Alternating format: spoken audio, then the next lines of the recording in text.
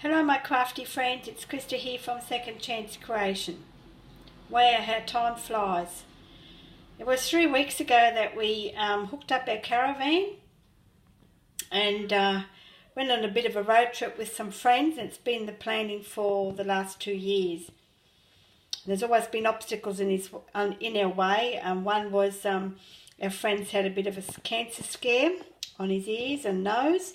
And then, of course, hubby had his cochlear implant. So we finally ended up being able to spend some time together. We got home 2 days ago. Lots of mail waiting for us, as usually happens. And then I realised that I did not upload this video of the stage 4, or part 4, of the progress of my hutch. So I'm going to take you through what I've done.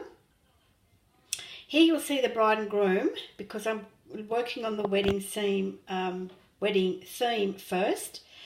And I've learned that one layer of napkin, when you collage dimensional scene, is not going to be enough. So I did try leaving the backing on this one and then trying to glue both onto the hutch. No go. Not happy, Jan. Didn't work. And because there was, I think there was only 2 photos of the bride and groom. So yes, I wasn't happy. So I decided to pop it onto some white paper, glue it onto white paper. Makes it sturdy and makes it a solid white, and that's what I wanted.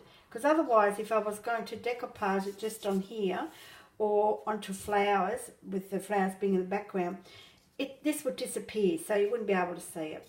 And then what I'm going to do is I'm just going to tone a skin, put some faces on, colour in the flowers just here, maybe put a little sparkle here and there, I'm not sure. Don't want to overdo it, but at the end of the day it is a wedding, so you've got to look your best.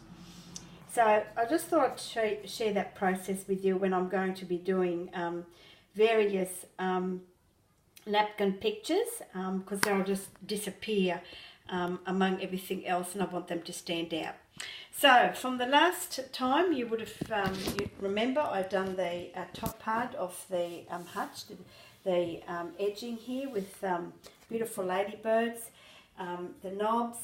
They're of course not finished yet. I'll do that when the drawer is fully decoupaged.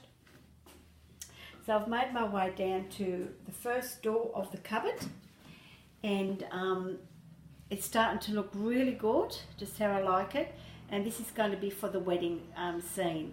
So a lot of dimension. Here I've popped in some napkins, and this one is one napkin and this was another napkin just here. So you know, you had to put one down first before you could do the other one. Again, here as well, the bird, I had to put the rose napkin down first and then put the bird on, because the bird had some leaves and stuff that, you know, I wanted to see. And here again as well, these I popped on first and then did the white roses on top. The bottom is looking really good. This little bunch of roses is really cute. I've got another couple of them, and I might just pop them around to soften up, because I'm going to put the Sri Lankan elephant in there, and also it's going to be a tea party, and it's all going to happen around up here for the wedding. Down the bottom, I finished the bottom part of the hutch, as you'll see. This was the first stage that I did with these beautiful daisies, and as you can see, I followed through with different daisies. Just down the bottom, I'll just come a bit closer so you can see. I'll try not to go too fast, and then come back to the other end.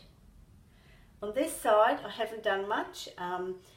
This is going to be the winter scene, so I'm looking for daffodils and various pictures. I've got them all set aside, but I'm still trying to work out how I'm going to do this part of it, and this one's a bit more challenging than the other 2. Here is going to be the water scene, and this is very dimensional.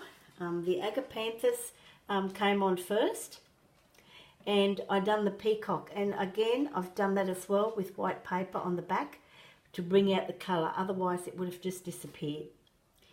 And then on this side, the long stemmed flowers were in front of the, no, the agapanthus were first, then the long stem flowers, then the cacti, and then the butterfly. And the butterfly too, I've backed on white paper to make that colour pop out.